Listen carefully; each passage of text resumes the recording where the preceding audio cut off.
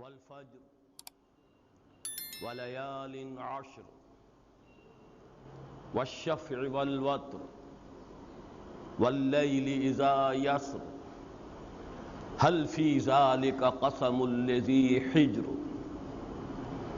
ألم تر كيف فعل ربك بعاد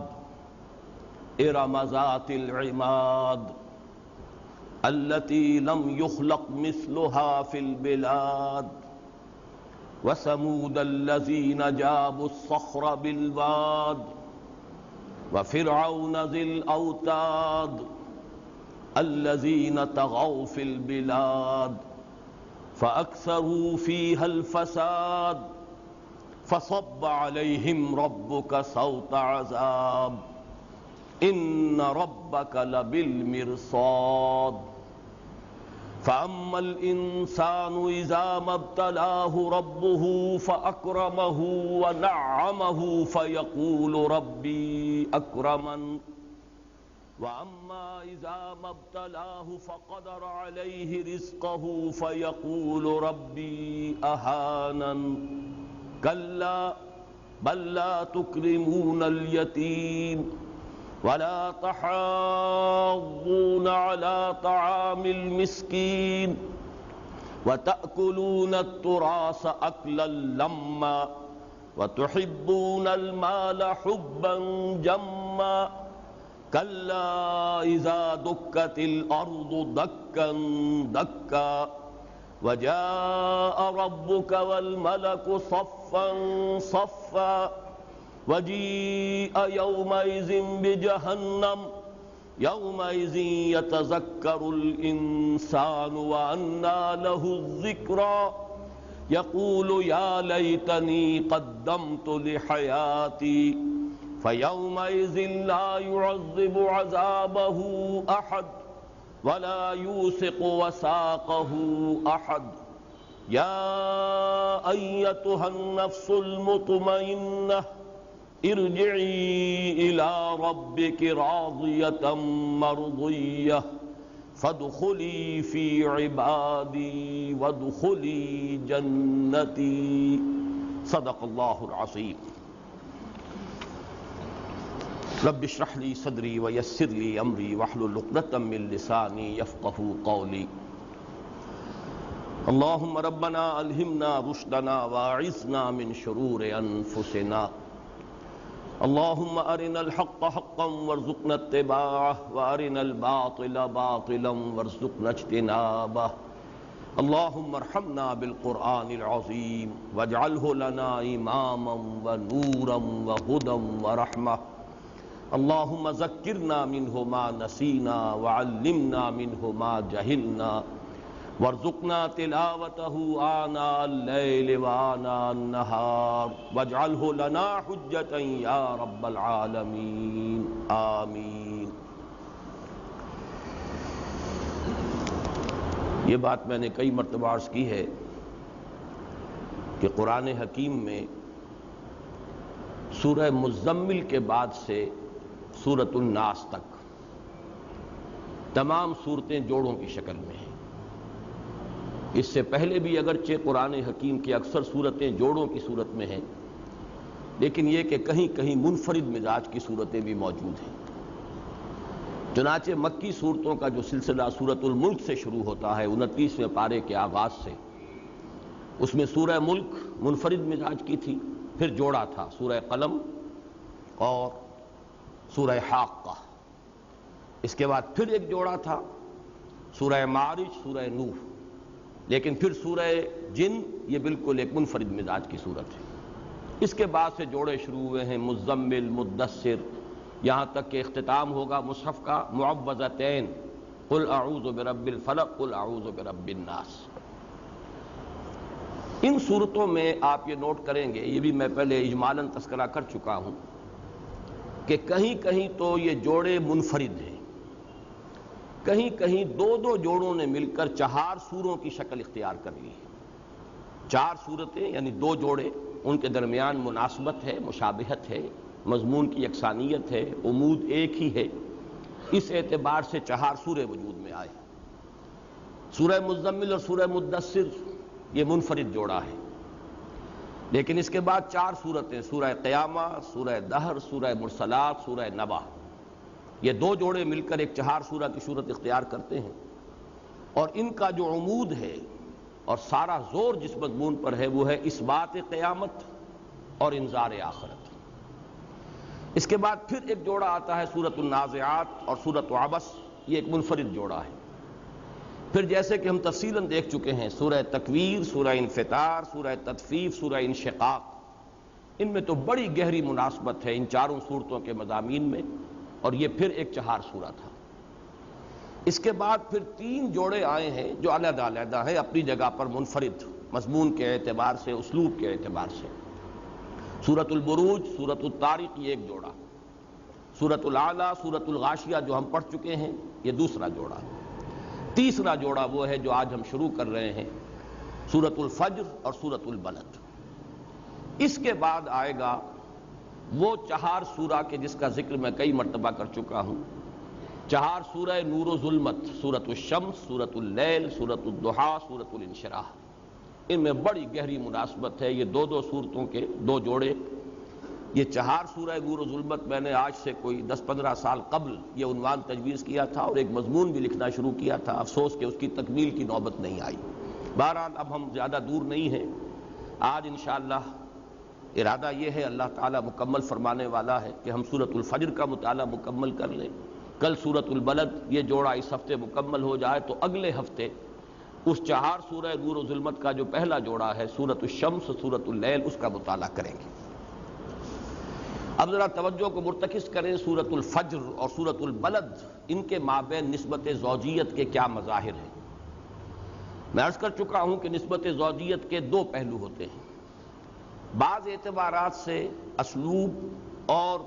مضامین کی مشابہت ہوگی، جیسے جوڑوں میں ہوتی ہے، جتنے بھی حیوانات ہیں ان کے جوڑے ایک دوسرے سے مشابہ ہوتے ہیں، لیکن ایک اعتبار سے ان میں ایک دوسرے کی تکمیل کا پہلو ہوتا ہے۔ جیسے ایک جوڑا جو ہے حیوانات کا، ان کے باہمی ملنے سے آگے ایک مقصد چلتا ہے، وہ بقائے نسل ہے، اسی طرح یہ جوڑے کے 2 فرد جو ہیں کسی مضمون کے ایک ایک پہلو کو بیان کر کے اس مضمون کی تکمیل کریں گے۔ تو نسبت زوجیت کا ایک رخ ہے مشابہت کا اور اشتراک مضمون یا مشترک اسلوب ہونا، اور دوسرا پہلو جسے ہم کمپلیمنٹری کہتے ہیں، 2 چیزیں مل کر کسی مضمون کو مکمل کر رہی ہیں۔ اس کا ایک پہلو جو ہے وہ آ جائے گا اس جوڑے کے پہلے فرد میں، اور دوسرا پہلو جو ہے وہ آ جائے گا اس جوڑے کے دوسرے فرد میں۔ اس اعتبار سے نوٹ کیجئے، اور یہ بہت اہم بات ہے جو میں عرض کر رہا ہوں، اس لیے کہ ایک بہت عرصے سے میرے ذہن میں اشکال تھا، اور وہ سورۃ الفجر کی قسموں کے بارے میں۔ ان میں بہت سے اقوال ملے اور میں ابھی تک کوئی رائے قائم نہیں کر سکا تھا۔ یہ دن جو مجھ پر گزرے ہیں زیادہ تر اسی مسئلے پر غور و فکر کرنے میں، اور میں نے الحمدللہ کہ ایک حتمی رائے بنا لی ہے، لیکن اس کے لیے جو کلید مجھے ملی ہے وہ در حقیقت اس جوڑے میں جو ایک مشترک مضمون ہے اس سے معاملہ جو ہے وہ طے ہو جاتا ہے حتمی طور پر کہ ان قسموں سے مراد کیا ہے، والفجر ولیال عشر والشفع والوتر واللیل اذا یسر، یہ قسمیں جو ہیں ان کا اصل مدلول کیا ہے۔ تو پہلے نوٹ کیجئے ان میں اشتراک کیا ہے۔ ان دونوں صورتوں کے بارے میں یہ بات بڑی اہم ہے کہ ام القریٰ ومن حولہا، یہ جو الفاظ آئے ہیں سورہ شورى میں، ام القریٰ مکہ مکرمہ جس میں قریش آباد تھے، اور اس کے ارد گرد جہاں قریش کے حلیف آباد تھے، ارد گرد کا علاقہ قبائل تھے کہ جو قریش کے تابع تھے، ان کے حلیف تھے۔ یہ ام القریٰ ومن حولہا کا جو ایک مشترک ثقافتی اور تہذیبی پس منظر ہے، اور ان کے اخلاق و اعمال کا جو پس منظر ہے، جو ان کے کردار کی صورت بن چکی تھی، وہ ہے کہ جو ایک مشترک بیک گراؤنڈ ہے ان دونوں صورتوں کا۔ قرآن مجید ویسے تو یہ کہ سارا کا سارا جو ہے عرب میں نازل ہوا، اور عرب کا مجموعی پس منظر جو ہے وہ یقیناً اس کے نزول کے پس منظر میں موجود ہے، جو اس وقت کا تاریخی، ثقافتی، جو ان کے اعتقادی معاملات تھے، جو ان کے اعمال تھے، اخلاق تھے، وہ سب کے سب جو ہیں وہ ایک مجموعی پس منظر بنتا ہے قرآن مجید کے نزول کا۔ لیکن ان 2 صورتوں میں خاص طور پر 2 پہلوؤں کے اعتبار سے اس معاشرے کا ایک پس منظر بیان ہوا ہے۔ ایک اس پہلو کے اعتبار سے کہ اس میں دولت کی محبت اور اسی کو بنائے عزت و شرف قرار دینے کا جو مادہ ہے وہ بہت شدت کے ساتھ پیدا ہو چکا تھا۔ یہ گویا کہ دولت پرستی کی ایک کیفیت اس معاشرے میں شدت اختیار کر گئی تھی، اور دولت پرستی کا پھر نتیجہ کیا نکلتا ہے؟ اخلاق کی پستی، دنات، رذالت، یتیموں کو دھکے دینا، مساکین کو کھانا کھلانا، خود تو درکنار کسی اور کو بھی اس کے لیے آمادہ نہ کرنا۔ پھر یہ کہ جو بھی کچھ مذہبی معاملات ہوں ان کے اندر بھی ریاکاری کا در آنا، وہ اصل روح جو ہے وہ اس میں موجود نہیں رہے گی، بلکہ ریاکارانہ انداز میں اگر کوئی نیکی ہوگی تو ریاکارانہ انداز میں ہوگی۔ یہ جو اخلاقی دنات کا پس منظر ہے، جس کا اصل سبب ہے دنیا کی محبت، جس کا مظہر عتم ہے مال کی محبت، یہ ہے در حقیقت کہ جو سورہ بروج، سورہ فجر اور سورہ بلد کے مابین قدر مشترک ہے۔ خاص طور پر یہ مضمون، اور اس اعتبار سے ذرا نوٹ کر لیجئے، یہ مضمون اگرچہ آیا ہے اس سے پہلے سورہ مطففین میں بھی، ویل للمطففین الذین اذا اکتالوا علی الناس یستوفون واذا کالوہم او وزنوہم یخسرون الا یظن اولئک انہم مبعوثون لیوم عظیم۔ انکار آخرت کی وجہ سے دنات اور پستی پیدا ہو جاتی ہے انسان کے کردار میں۔ وہ اگر ناپ اور تول کر لیتا ہے تو پورا پورا وصول کرتا ہے، دوسروں کو ناپ کر اور تول کر دیتا ہے تو اس میں ڈنڈی مارتا ہے، کمی کرتا ہے۔ یہ بھی اخلاق کی پستی کا ایک مظہر ہے۔ اور دوسری طرف یہ مضمون جو ہے ایک پوری سورت کے مضمون کی حیثیت سے آئے گا سورہ ماعون میں، ارأیت الذی یکذب بالدین فذلک الذی یدع الیتیم ولا یحض علی طعام المسکین فویل للمصلین الذین هم عن صلاتهم ساہون الذین هم یراؤون ویمنعون الماعون۔ سورہ ماعون جو ہے وہ خاص طور پر ان دونوں صورتوں کے لیے کلید کی حیثیت رکھتی ہے۔ تو یہ تو ہے ان دونوں کے مابین قدر مشترک، جو جب ہم پڑھیں گے تو انشاءاللہ تعالی وہ مضمون واضح ہو جائے گا۔ ایک ظاہری مناسبت اس میں یہ بھی ہے کہ ان دونوں صورتوں میں احد کا لفظ دو مرتبہ آیا ہے، فَيَوْمَئِذٍ لَا يُعَذِّبُ عَذَابَهُ أَحَدٌ وَلَا يُوثِقُ وَثَاقَهُ أَحَدٌ۔ اسی طرح اگلی صورت میں آپ دیکھیں گے أَيَحْسَبُ أَن لَّن يَقْدِرَ عَلَيْهِ أَحَدٌ يَقُولُ أَهْلَكْتُ مَالًا لُبَدًا أَيَحْسَبُ أَن لَّمْ يَرَهُ أَحَدٌ۔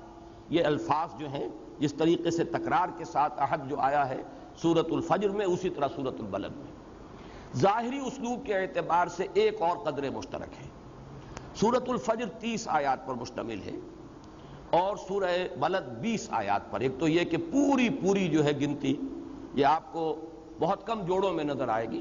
یہ بات تو آپ کو نظر آئے گی کہ ایک جوڑے کی دو صورتیں جو ہیں ان میں اکثر و بیشتر پہلا فرد جو ہے، پہلی صورت وہ بڑی ہوتی ہے، دوسری صورت وہ نسبتاً چھوٹی ہوتی ہے۔ اور بعض جگہ پر تو یہ اس قدر متوازن معاملہ نظر آتا ہے، جیسے سورہ بنی اسرائیل 111 آیات، سورہ کہف 110 آیات، سورہ حامیم سجدہ 54 آیات، سورہ شورى 53 آیات۔ تو یہ کہ توازن بھی ہو، قرب بھی ہو، اور پہلا فرد جو ہے نسبتاً بڑا، دوسرا فرد نسبتاً چھوٹا۔ لیکن اس کے برعکس بھی ہے، جیسے ہم دیکھ چکے ہیں سورۃ الاعلیٰ، اس کے مقابلے میں آیات کی تعداد جو ہے سورہ غاشیہ میں زیادہ تھی، لیکن یہاں آپ دیکھیں گے کہ ان میں ایک توازن ہے، 30 آیات بمقابلہ 20 آیات۔ اور جو اہم تر پہلو ہے وہ یہ ہے ان دونوں صورتوں کی اکثر آیتیں بڑی چھوٹی چھوٹی ہیں، والفجر ولیال عشر والشفع والوتر واللیل اذا یسر۔ اسی طرح اختتام پر جا کر دیکھیں یا ایتھا النفس المطمئنہ ارجعی الی ربک راضیۃ مرضیہ فادخلی فی عبادی وادخلی جنتی۔ لیکن سورۃ الفجر کے بالکل وسط میں 2 آیتیں آئی ہیں بہت طویل، بلکہ آج میں سوچ رہا تھا کہ ایک عجیب شکل بنتی ہے، اوپر سے ایک مثلث اور پھر اس کے ساتھ نیچے دوسری مثلث برعکس ایڈ کر دیں تو دونوں طرف جو ہے یہ بالکل ٹیپر ہو جائیں گے اور درمیان میں ان کے قاعدے ہوں گے۔ تو عجیب بات یہ ہے کہ آیت نمبر 15 اور آیت نمبر 16 جو بالکل وسط ہے، فَأَمَّا الْإِنسَانُ إِذَا مَا ابْتَلَاهُ رَبُّهُ فَأَكْرَمَهُ وَنَعَّمَهُ فَيَقُولُ رَبِّي أَكْرَمَنِ۔ یہ آیت جو ہے اتنی طویل اس سورہ مبارکہ میں جو ہے بہت ہی نمایاں ہے، فرق و تفاوت جو ہے آیت کے حجم کا وہ بہت نمایاں ہے۔ اگلی آیت پھر وَأَمَّا إِذَا مَا ابْتَلَاهُ فَقَدَرَ عَلَيْهِ رِزْقَهُ فَيَقُولُ رَبِّي أَهَانَنِ۔ بالکل یہی معاملہ آپ کو سورہ بلد میں نظر آئے گا، اس کی بھی اکثر صورتیں آیتیں بہت چھوٹی چھوٹی ہیں، لیکن ثم کان من الذین آمنوا وتواصوا بالصبر وتواصوا بالمرحمہ، یہ آیت جو ہے آتی ہے، اگرچہ وہاں بالکل وسط میں نہیں ہے، لیکن یہ ہے کہ یہ بھی بہت ہی نمایاں ہے کہ سائز کے اعتبار سے وہ آیت بقیہ جو آیات ہیں ان کے مقابلے میں بہت بڑی ہے۔ یہ تو مشابہتیں تھیں جو میں نے گنوا دی۔ اب جس اعتبار سے یہ دونوں صورتیں ایک دوسرے سے مل کر کسی مضمون کی تکمیل کرتی ہیں، اس میں 4 چیزیں نوٹ کیجئے۔ سورۃ الفجر کی جو قسمیں ہیں ان کا تعلق زمان سے ہے۔ آپ کو معلوم ہے ہمارا تصور زمان و مکان، یہ کائنات جو ہے ٹائم اینڈ سپیس، ان دو کے ساتھ مل کر اس کائنات کا یہ جو بھی موجود ہے عالم، اس کی تکمیل ہوتی ہے۔ سورۃ الفجر کی قسمیں والفجر ولیال عشر والشفع والوتر واللیل اذا یسر، کم سے کم 3 تو ان میں سے وہ ہیں کہ جن کا تعلق نمایاں طور پر زمانے کے ساتھ ہے۔ صبح کا وقت ہے، 10 راتیں ہیں، رات ہے جبکہ وہ روانہ ہو جائے یا رات جبکہ اس میں چلا جائے، یہ میں بعد میں تفصیل سے عرض کروں گا۔ جبکہ سورہ بلد میں مکان، لا اقسم بہذا البلد، یہ ہے گویا کہ مکان اور زمان مل کر ہمارا تصور جو ہے ان موجودات کا وہ مکمل ہوتا ہے۔ اسی طریقے سے سورۃ الفجر میں جو ابھی میں عرض کر چکا ہوں کہ قومی اور اجتماعی زوال اور اس کے انجام کا ذکر جو ہے وہ بہت نمایاں ہے۔ تم لوگ مال سے محبت کرتے ہو، ٹوٹ کر گرتے ہو، ساری وراثت جو ہے وہ سمیٹ کر ہڑپ کر لانا چاہتے ہو، تم لوگ جو ہے یتیموں کی عزت نہیں کرتے، اور تم لوگ مسکینوں کو کھانا کھلانے کی طرف توجہ نہیں دلاتے، پھر اس کا انجام کیا ہوگا؟ فَيَوْمَئِذٍ لَا يُعَذِّبُ عَذَابَهُ أَحَدٌ وَلَا يُوثِقُ وَثَاقَهُ أَحَدٌ۔ اس کے برعکس آپ دیکھیں گے کہ سورہ بلد میں اب ظاہر بات ہے کہ جب کہیں کسی جگہ پر معاشرہ بحیثیت مجموعی اور اجتماعیت بحیثیت مجموعی فاسد ہو جائے، اس میں زوال ہو، اس میں اخلاقی پستی اور دناعت آ جائے، تو اب اس کی اصلاح کی شکل کیا ہوگی؟ کچھ افراد اٹھیں، ابھریں، کمر کسیں، اپنی ذاتی اصلاح کریں اور پھر مل جل کر ایک جماعت تشکیل دیں کہ جس سے اس معاشرے کو تبدیل کیا جا سکے۔ یہ عمل ہے جو سورہ بلد میں آئے گا، یہ تو تفصیل سے ہم انشاءاللہ کل پڑھیں گے۔ فَلَقْتَحَمَ الْعَقَبَةَ، پہلے تو ایک تنگ گھاٹی ہے جسے عبور کرے انسان، گھسے اس میں ہمت کر کے۔ ثُمَّ كَانَ مِنَ الَّذِينَ آمَنُوا وَتَوَاصَوْا بِالصَّبْرِ وَتَوَاصَوْا بِالْمَرْحَمَةِ، پھر ان لوگوں کے ساتھ شامل ہو کر ایک اجتماعیت کو وجود میں لائے جو ایمان لائے ہوں اور جو تواصی کر رہے ہوں، وصیت کر رہے ہوں ایک دوسرے کو حق کی، مرحمت کی، باہمی تراحم کی اور صبر کی۔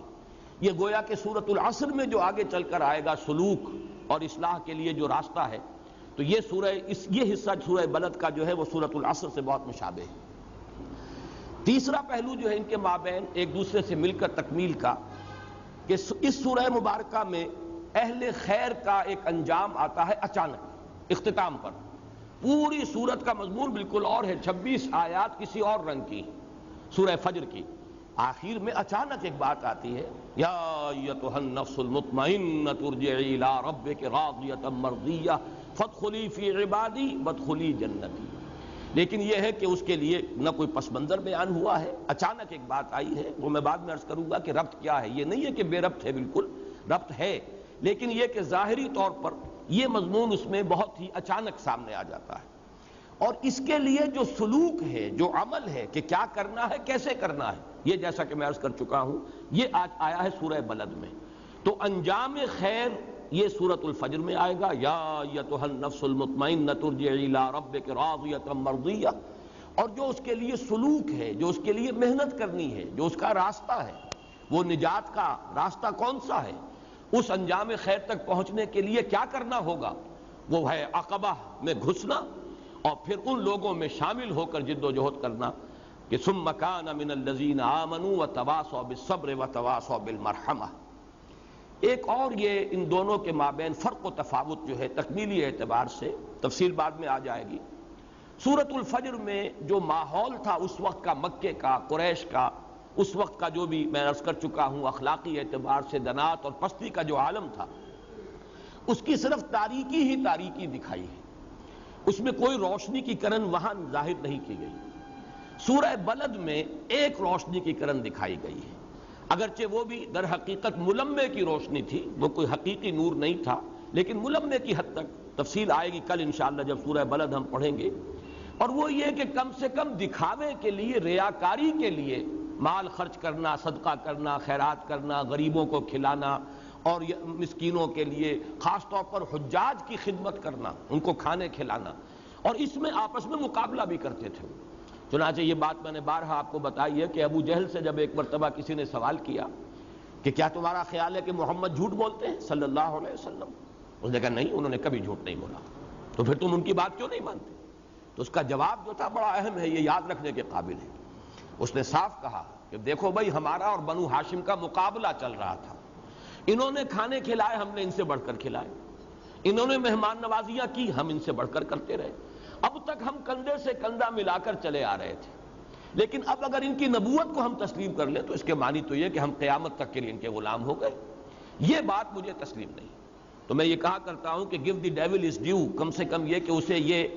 کریڈٹ دیا جانا چاہیے کہ اس نے بات صاف کی ہے اور اپنے تکبر کا صاف اقرار کر لیا ہے کہ اصل معاملہ جو ہے وہ استکبار کا ہے. ہم ان کے نیچے نہیں ہو سکتے، تابع نہیں ہو سکتے.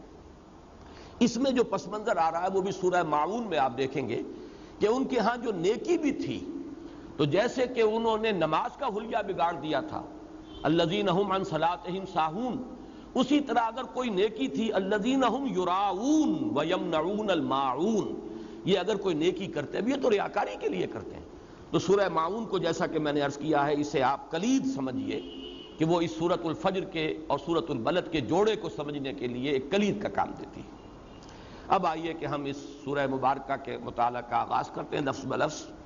اور اس میں سب سے پہلے جو حصہ ہے اس کا وہ اقسام پر مشتمل ہے. والفجر ایک آیت مکمل ہو گئی، ولیال عشر دوسری آیت، والشفع والوتر تیسری آیت، واللیل اذا یسر چوتھی آیت، هل فی ذلک قسم لذی حجر پانچویں آیت. گویا کہ 1/6 حصہ اس سورہ مبارکہ کا جو ہے 30 آیات میں سے 5 وہ ان قسموں پر مشتمل ہے. پہلے بات تو یہ نوٹ کر لیجئے کہ اقسام القرآن کا مضمون اپنی جگہ پر بہت مشکل مضمون ہے. اس پر واقعہ یہ ہے کہ بڑی مفسرین نے اپنی اپنی محنتیں اپنے اپنے ذوق کے مطابق کاوشیں کی ہیں. لیکن یہ کہ اس موضوع پر بہت ہی مارکۃ الآراء جو کتاب ہے وہ مولانا حمید الدین فراہی رحمۃ اللہ علیہ کی ہے، الامعان فی اقسام القرآن. یہ کتاب جو ہے عربی زبان میں انہوں نے تصنیف کی تھی. انہوں نے تو اکثر و بیشتر جو بھی تحریریں لکھی وہ عربی زبان میں، سوائے ایک تفسیر سورہ اخلاص کے انہوں نے ساری عمر اردو میں کچھ نہیں لکھا. عربی ان کا جو ہے وہ میڈیم تھا. مولانا اصلاحی صاحب نے پھر ان کی چھوٹی چھوٹی صورتوں کی تفاسیر کا ترجمہ بھی کیا ہے جو مجموعہ تفاسیر فراہی کے نام سے شائع ہے، اور اس کتاب کا بھی ترجمہ کیا ہے، الامعان فی اقسام القرآن، اقسام قرآن کے نام سے یہ کتاب. یہ ہم نے کبھی بڑی کثیر تعداد میں شائع کی تھی. مغالطہ مجھے یہ تھا کہ شاید علمی موضوعات سے لوگوں کو دلچسپی ہوگی، لیکن یہ کہ یہ ذرا ثقیل علمی موضوعات ہیں تو ان سے لوگوں کو زیادہ دلچسپی محسوس نہیں ہوئی. وہ کتاب ہمارے پاس ہے کافی تعداد میں، بلکہ اس کے ساتھ ہی ایک دوسری کتاب، وہ تو ویسے عام فہم بھی ہے لیکن یہ کہ ایک بہت اہم موضوع سے متعلق بھی ہے، اس لیے کہ عیسائیوں نے اور یہودیوں نے، بلکہ اصلاً کہنا چاہیے یہودیوں نے ایک تحریف کی ہے تاریخ میں کہ انہوں نے کہا کہ ذبیح اللہ حضرت اسماعیل نہیں تھے بلکہ حضرت اسحاق تھے. وہ یہ نہیں چاہتے کہ یہ فضیلت بھی بنی اسماعیل کی طرف منتقل ہو جائے کہ حضرت اسماعیل ذبیح اللہ ہے، بلکہ انہوں نے تحریف کی تورات میں اور ثابت کیا کہ ذبیح اللہ بھی حضرت اسحاق ہے علیہم الصلاۃ والسلام. تو اب اس کی تصحیح انہوں نے کی تھی ذبیح کون ہے، الرأی الصحیح فی من هو الذبیح، صحیح رائے کون سی ہے اس مسئلے میں کہ ذبیح کون ہے. یہ کتاب بھی ہم نے کثیر تعداد میں شائع کی تھی، اب بھی ہیں، جن لوگوں کو دلچسپی ہو وہ حاصل کریں اور پڑھیں. ان قسموں میں جو قرآن مجید کی مختلف صورتوں میں آئی ہیں، واقعہ یہ ہے کہ جیسے کہ میں نے ابھی ابتدا میں بھی عرض کیا تھا کہ مشکل ترین قسمیں یہ ہیں سورۃ الفجر کی. بلکہ میں جو اب آخری مرحلے پر پہنچا ہوں اس قرآن مجید کے مسلسل مطالعے کے دوران، تو میں نے یہ محسوس کیا ہے کہ ایک تو سورہ سبا میں جو واقعات تاریخی آئے ہیں، حضرت داؤد علیہ السلام کا واقعہ ہے، حضرت سلیمان علیہ السلام کے 2 واقعات ہیں، اسی طریقے سے کچھ اور دوسرے انبیاء کے واقعات ہیں، حضرت ایوب کے واقعات ہیں. یہ ایک تو مشکل ترین مقام مجھے وہ معلوم ہوتا ہے، آج تک بھی میں اسے مشکلات القرآن میں سے شمار کرتا ہوں، اور اس مرتبہ بھی دورہ ترجمہ قرآن جو کراچی میں ہوا میں نے تسلیم کیا کہ یہ جو ہے مشکلات القرآن میں سے یہ مقام ہے. اسی طریقے سے ان آیات کے بارے میں بھی ایک خوف سا مجھ پر طاری تھا کہ اب سورۃ الفجر دور نہیں رہی اور مجھے کوئی نہ کوئی رائے بنانی پڑے گی، لیکن یہ کہ الحمدللہ میں نے وہ رائے قائم کی ہے اور مجھے اس پر پورا انشراح ہے. میں آج جو رائے آپ کے سامنے رکھوں گا اس اعتبار سے بھی کہ مجھے وہ بکھرے ہوئے موتی جو ہے سلف کے اقوال میں مل گئے ہیں. لیکن ان بکھرے ہوئے موتیوں کو ایک ڈور میں پرونے کا کام جو ہے وہ یہ جو جوڑے ہونے کی نسبت ہے سورۃ الفجر میں اور سورۃ البلد میں، اور خاص طور پر ان کا جو مشترک ثقافتی اور تہذیبی اور اخلاقی پس منظر ہے جو اہل عرب کا اور قریش کا، ان کے حوالے سے مجھے وہ بکھرے ہوئے موتی جو ملے ہیں سلف کے اقوال میں نے ان کو پرو کر اور ایک مربوط جو ہے وہ ہار کہہ لیں اس کی شکل دے دی ہے۔ اب پہلے میں یہ چاہتا ہوں کہ آپ ان اقسام سورۃ الفجر کی جو قسمیں ہیں ان کے بارے میں جو مختلف جو اقوال ہیں ان کا ایک سرسری سا جائزہ لے لیں۔ جیسا کہ میں عرض کر چکا ہوں کہ اس تفسیر کے دو انداز عام طور پر مفسرین کے ہاں ہیں۔ ایک تو یہ ہے کہ عمومی انداز میں تفسیر کی کوشش کی جائے، والفجر یعنی صبح کا وقت، رات جیسے کہ رات ہوتی ہے، 10 راتیں کوئی سی 10 راتیں، جیسے کہ میں ابھی تفصیل سے عرض کروں گا، ہر مہینے کے 3 حصوں میں تقسیم کیجئے، پہلی 10 راتوں کی اور کیفیت ہے، ابتدائی حصہ جو ہے وہ تاریک ہوتا ہے، پھر کچھ روشنی ہوتی ہے، درمیانی جو راتیں ہیں جو 10 ہیں ان کی کوئی اور کیفیت ہے، آخری جو ہے راتیں ان کی کیفیت پہلی راتوں کے برعکس ہو جاتی ہے۔ تو اس طریقے سے بجائے اس کے کہ تعین کے ساتھ کوئی فجر مراد ہو، تعین کے ساتھ کوئی 10 راتیں مراد ہو، یا اسی طریقے سے شفع اور وتر جو ہے وہ تعین کے ساتھ کوئی مراد ہو، ایک جو انداز رہا ہے خاص طور پر جدید دور کے جو مفسرین ہیں انہوں نے جنرلائز کرنے کی کوشش کی ہے۔ لیکن یہ ہے کہ ہمیں قدیم مفسرین کے ہاں بھی اور جدید بھی جو لوگ زیادہ اسلاف کے ساتھ متعلق رہتے ہیں اور اپنے آپ کو جوڑے رکھتے ہیں ان کے ہاں ہمیں ملتا ہے کہ انہوں نے معین طور پر فجر سے مراد ایک خاص فجر، 10 راتوں سے مراد ایک خاص 10 راتیں، شفع وتر سے بھی مراد خاص شفع اور خاص وتر، اسی طریقے سے رات سے مراد بھی جس میں کہ واللیل اذا یسر ایک خاص رات یہ مراد ہے۔ اب میں یہ چاہتا ہوں کہ ان تمام قسموں کے اعتبار سے یہ عموم کے اعتبار سے جو مفہوم لیا گیا وہ بھی آپ کو بتا دوں، اور خصوص کے اعتبار سے جو مفہوم لیا گیا وہ بھی آپ کو بتا دوں۔ اس میں سب سے پہلے جو ہے والفجر، اس میں جیسے کہ قرآن مجید میں بعض دوسرے مقامات پر بھی ہے، تو یہ پہلی قسم اور آخری قسم ان کو جوڑا جا سکتا ہے عموم کی شکل میں، یعنی فجر کا وقت۔ میں نے پہلے بھی آپ کو شعر سنایا تھا، اگرچہ اس شاعر کا نام میں اپنی زبان پہ نہیں لانا چاہتا، میں سمجھتا ہوں کہ زبان جو ہے ناپاک ہو جاتی ہے اس کا نام لینے سے، لیکن شعر اس نے بہت اونچا کہہ دیا، تو شعر تو میں ضرور آپ کو سناؤں گا۔ ہم ایسے اہل نظر کو ثبوت حق کے لیے اگر رسول نہ آتے تو صبح کافی تھی، صبح کا سہانا وقت، اس کی خاص کیفیات، اسی لیے قرآن الفجر کہا گیا ہے، اور قرآن الفجر مشہود ہے، رات اور دن کے فرشتے جمع ہوتے ہیں۔ اور میں نے آپ کو شاید سنایا تھا کہ میرے ماموں مرحوم ان کا بھی ایک شعر بڑا پیارا ہے صبح کے بارے میں، اے نمود سحر جزاک اللہ، آج وہ بے نقاب ہیں گویا۔ فطرت بے نقاب ہوتی ہے فجر کے وقت، معلوم ہوتا ہے حسن ازل جو ہے وہ بے نقاب ہو گیا۔ تو اس طریقے سے صبح کا وقت اور پھر رات کا روانہ ہو جانا، یہ دو قسمیں جو ہیں، دو اور صورتیں ایسی ہیں قرآن مجید میں جو ہم پڑھ چکے ہیں جن میں ان دونوں کو ساتھ ساتھ لایا گیا ہے۔ واللیل اذ ادبر والصبح اذا اسفر، یہ سورہ مدثر میں، کلا والقمر واللیل اذ ادبر والصبح اذا اسفر انہا لإحدی الکبر، یعنی جب کہ رات جو ہے وہ جا رہی ہو، واپس جا رہی ہو، اور صبح جب کہ روشن ہو رہی ہو۔ اسی طریقے سے سورۃ التکویر میں ہم پڑھ چکے ہیں واللیل اذا عسعس والصبح اذا تنفس، رات جب ہے گویا کہ وہ اب سانس لے رہی ہے کہ جیسے کہ دم واپسی ہو کسی کا، اور صبح جب کہ وہ بھی سانس لیتی ہے جیسے کہ اس کے اندر حرکت اور برکت شروع ہو گئی۔ ان دونوں کے حوالے سے میں ایک بات عرض کرتا رہا ہوں، اور وہ یہ کہ میرا ایک ذوقی ایک معاملہ رہا ہے کہ ان دو قسموں میں اشارہ کیا گیا ہے کہ وہ جو فترۃ الوحی کی طویل رات تھی وہ اب ختم ہو رہی ہے۔ پوری 6 صدیاں اس دنیا میں حضور صلی اللہ علیہ وسلم کی بعثت سے قبل ایسی گزری ہیں کہ وحی کا سلسلہ منقطع رہا، دنیا میں کوئی نبی کوئی رسول نہیں رہا۔ یہ 6 صدیاں پوری اس لیے بن جاتی ہیں کہ ہم کہہ سکتے ہیں کہ سن 30 عیسوی میں حضرت مسیح اٹھا لیے گئے، اور سن 610 عیسوی میں حضور پر وحی کا آغاز ہوا۔ یہ 580 برس بنتے ہیں شمسی حساب سے، کہ جو قمری حساب سے پورے 600 برس بن جائیں گے۔ تو 6 صدیوں کی طویل رات تھی جس کا کہ سورہ جن میں بھی تذکرہ موجود ہے، کہ ہم سمجھتے تھے کہ شاید اب کوئی نبی مبعوث نہیں ہوگا، اب شاید سلسلہ منقطع ہو گیا ہے۔ سورہ احقاف میں بھی ذکر آیا ہے کہ من بعد موسیٰ، کتاب موسیٰ کے بعد اب ایک کتاب ہے جو نازل ہوئی ہے۔ جنات نے یہ تذکرہ کیا، تو یہ فترۃ الوحی کی طویل رات واللیل اذ ادبر، یا یہ کہ واللیل اذا عسعس، اس میں اشارہ کیا جا رہا ہے کہ وہ طویل رات فترت وحی کی ختم ہو رہی ہے۔ اور والصبح اذا تنفس یا والصبح اذا اسفر، اب یہ وحی محمدی صلی اللہ علیہ وسلم، قرآن کی وحی، نبوت رسالت محمدی کی فجر طلوع ہو گئی۔ یہ میں نے کئی مرتبہ بیان کیا ہے،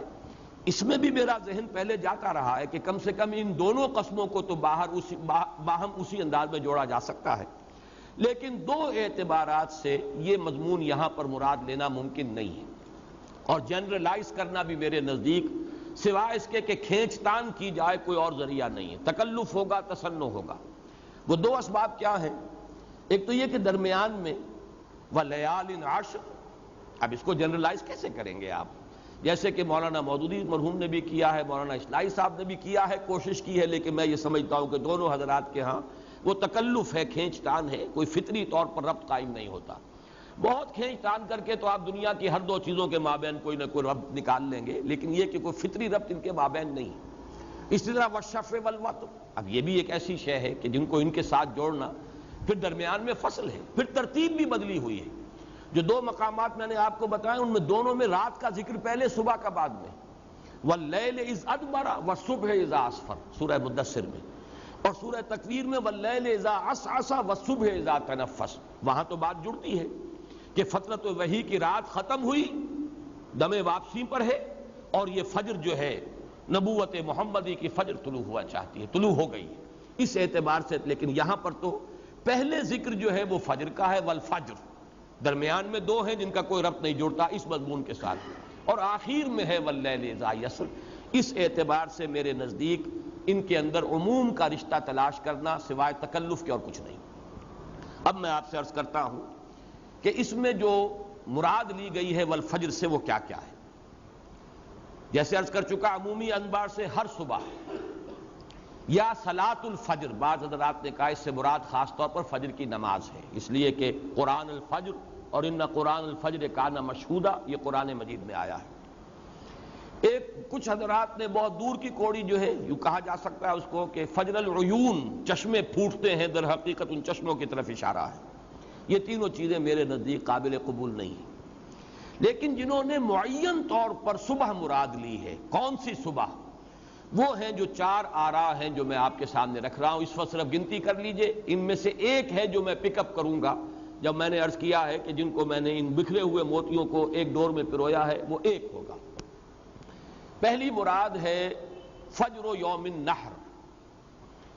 قربانی کا دن جو ہوتا ہے 10 ذی الحج، اس کی فجر۔ دوسری رائے یہ ہے کہ فجر اول یوم من ذی الحجہ، ذی الحج کا پہلا جو دن جو ہے اس کی فجر مراد ہے۔ تیسری رائے ہے فجر اول یوم من المحرم، محرم کی پہلی فجر، اس لیے کہ اس سے سال کا آغاز ہوتا ہے۔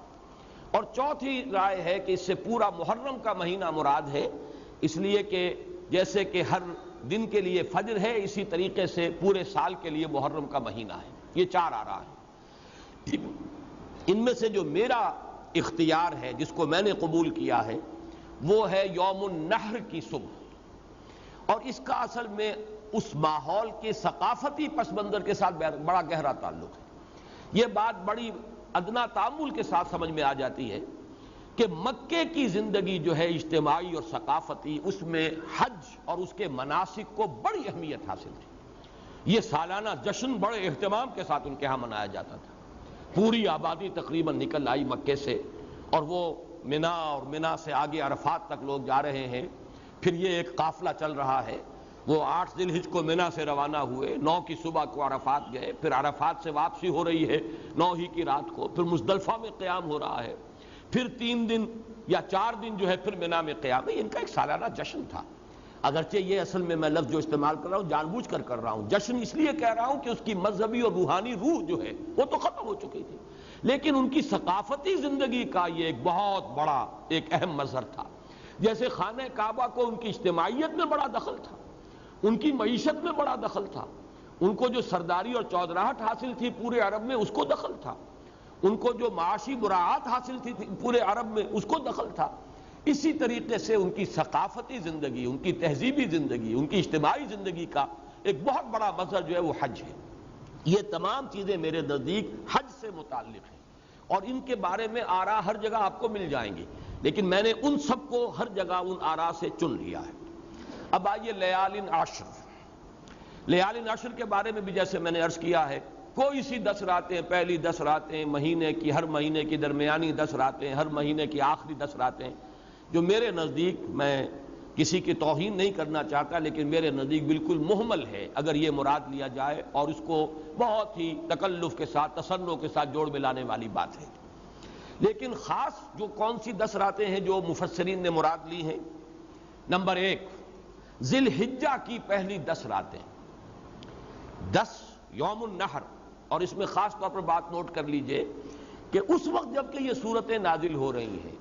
حج کا اہم ترین جو منسک تھا وہ قربانی کا تھا۔ عرفہ کی اہمیت انہوں نے کم کر دی تھی،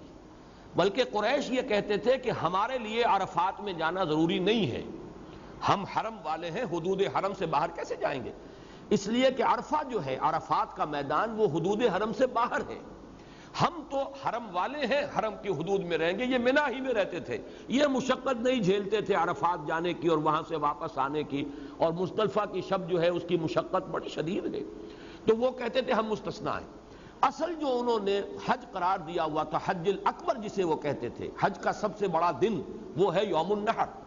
وہ ہے در حقیقت جسے، یعنی جس کے ہم بقرعید یہاں مناتے ہیں، عید الاضحیٰ، وہ ہے کہ 10 ذی الحجہ، اس سے پہلے کی 10 راتیں مراد لی گئی ہیں، اور میرا اختیار یہی ہے، میں نے اسی کو قبول کیا ہے، کیونکہ میرے نزدیک یہ ساری قسمیں حج کے گرد گھوم رہی ہیں۔ البتہ اور ایک رائے بھی ہے، محرم کی 2 ابتدائی راتیں ہیں، عشرہ محرم، چونکہ اس کی بھی عاشورہ اور پھر 10ویں محرم کی ایک اہمیت ہے، اس کا روزہ جو ہے یہود رکھا کرتے تھے۔ آج تو ہمارا خیال یہ ہے کہ شاید صرف واقعہ کربلا کی وجہ سے یوم عاشورہ کی اہمیت ہے، یہ بات صحیح نہیں ہے، بلکہ اس میں بھی اختلاف ہے کہ جو حادثہ کربلا ہوا ہے وہ یوم عاشورہ کو ہوا بھی کہ نہیں ہوا۔ بعض مورخین اسے چیلنج کرتے ہیں کہ وہ جو منزلیں ہیں جن کا تعین کیا گیا ہے، حضرت حسین رضی اللہ تعالیٰ عنہ نے جو سفر کیا ہے مدینے سے یہ عراق کی طرف جب جا رہے تھے، اس کا حساب جوڑ کر کہا ہے کہ یہ 10 محرم کو یہ بات نہیں جڑتی، واللہ عالم، میں اس بحث میں اس وقت نہیں جانا چاہتا، لیکن یوم عاشورہ کی اہمیت پہلے سے چلی آ رہی تھی، اور اس کا روزہ یہود رکھتے تھے، اور حضور صلی اللہ علیہ وسلم بھی جب مدینہ تشریف لائے ہجرت کر کے، تو آپ نے مسلمانوں کو حکم دیا کہ ہم اس دن کے زیادہ حقدار ہیں، تم روزہ رکھو، اس لیے کہ 10 محرم ہی کو اللہ تعالیٰ نے حضرت موسیٰ علیہ السلام اور ان کی قوم کو نجات دی تھی۔ انہوں نے سمندر کراس کیا تھا جو ان کے عصا کے ضرب سے پھٹ گیا تھا، اور ان کے سامنے جو ہے ان کا دشمن فرعون اپنے پورے لاؤ لشکر کے ساتھ غرق کیا گیا تھا۔ تو یہ یوم عاشورہ کی پہلے سے ایک اہمیت ہے۔ تو بعض حضرات نے یہ جو 10 راتیں ہیں ان سے مراد لی ہے محرم کی ابتدائی 10 راتیں، بعض حضرات نے دوسرے اعتبار سے مراد لی ہیں رمضان مبارک کی آخری 10 راتیں، اور اسی کے حوالے سے شف اور وتر جو ہے اس کو بھی جوڑا ہے کہ اس میں خاص طور پر جو طاق راتیں ہیں ان کی خصوصی اہمیت ہے، اور لیلۃ القدر جو ہے وہ بھی عشرہ اخیرہ جو ہے رمضان مبارک کا اس کی طاق راتوں میں ہے۔ تو یہ 3 آراء ہیں، لیکن یہ نوٹ کر لیجئے کہ میرے نزدیک ان میں سے قابل ترجیح جو ہے وہ عشرہ اول ہے جو ذی الحج کا، کہ پہلی شب سے لے کر اور 10ویں شب تک، اور اس کے بعد فجر، صرف ترتیب بدلی ہے کہ فجر پہلے ہے، لیال عشر بعد میں ہے، لیکن یہ کہ تسلسل جڑ جاتا ہے، یوم النحر یعنی 10ویں کی فجر۔ اب اگلے آئیے والشفع والوتر، اس میں تو اتنے اقوال ہیں کہ شفع اور وتر ایک جوڑا، شفع کہتے ہیں جو چیز جوڑے کی شکل میں ہو، جسے ہم جفت کہتے ہیں، جیسے اعداد میں سے 2 4 6 8 یہ 10 تک پھر آگے چلتے جائیں گے، یہ شفع ہے۔ 1 3 5 7 یہ وتر یا وتر ہیں۔ اس لفظ کی بھی 2 قراءتیں ہیں، وتر بھی ہے، اور ہماری قراءت میں عام طور پر وتر ہی ہے۔ یہ حضرت حسن بصری اور حضرت اعمش اور حضرت ابن عباس رضی اللہ تعالیٰ عنہما سے مروی جو ہے وتر ہے، یہی ہماری قراءت میں ہے۔ لیکن ایک قراءت جو ہے بعض قراء کے نزدیک وتر بھی ہے۔ یہ لفظ ہمارے ہاں وتر مستعمل ہے نماز کے لیے، نماز وتر، ویسے یہ کہ اس لفظ کی یہ دونوں قراءتیں وتر بھی اور وتر بھی۔ بہرحال جہاں بھی یہ طاق اور جفت کی کوئی بات نظر آئی ہے، مفسرین نے وہاں پر کوئی نہ کوئی رائے ظاہر کر دی ہے۔ بلکہ جب میں ان چیزوں کا مطالعہ کر رہا تھا، مجھے اپنے 5ویں جماعت کا ایک واقعہ یاد آیا۔ ہمارے ایک استاد تھے، ہندو تھے، جاٹ تھے، انہوں نے ایک بات یہ سامنے رکھی کہ یہ 5 چیزیں دنیا میں کیا کیا ہیں، ہمیں یعنی ہمارے فکر کو ذرا حرکت میں لانے کے لیے کہ سب لوگ لکھ کر لائیں 5 کا ہنسا کہ دنیا میں کون سی چیزیں 5 بر اعظم ہیں، 5 بڑے سمندر ہیں، اور یہ ستارہ جو ہے اس کے 5 نوک، اور نہ معلوم میں نے بھی اس زمانے میں بڑی مشقت کی اور 5 کا عدد بنا دیا۔ مجھے وہ واقعہ یاد آ گیا کہ اتنے اقوال ہیں، بعض مفسرین نے لکھا کہ 36 اقوال ہیں، امام رازی نے 20 نقل کیے ہیں، ان میں سے کچھ میں آپ کو تیزی کے ساتھ سنا دیتا ہوں تاکہ آپ کو اندازہ ہو جائے کہ کیا کیا اس کے اندر خصوصی طور پر مراد لیا گیا ہے۔ عام طور پر تو یہ کہ کل مخلوقات یہ شفع ہے، اس لیے کہ اللہ تعالیٰ نے فرمایا ہے وَمِن كُلِّ شَيْءٍ خَلَقْنَا زَوْجَيْنِ، جوڑوں کی شکل میں پیدا کیا، اور وتر یا وطر یہ اللہ کی ذات ہے، وہ اکیلا ہے۔ ایک رائے یہ ہے، ایک رائے یہ ہے کہ تمام اعداد مراد ہیں شفع اور وتر سے،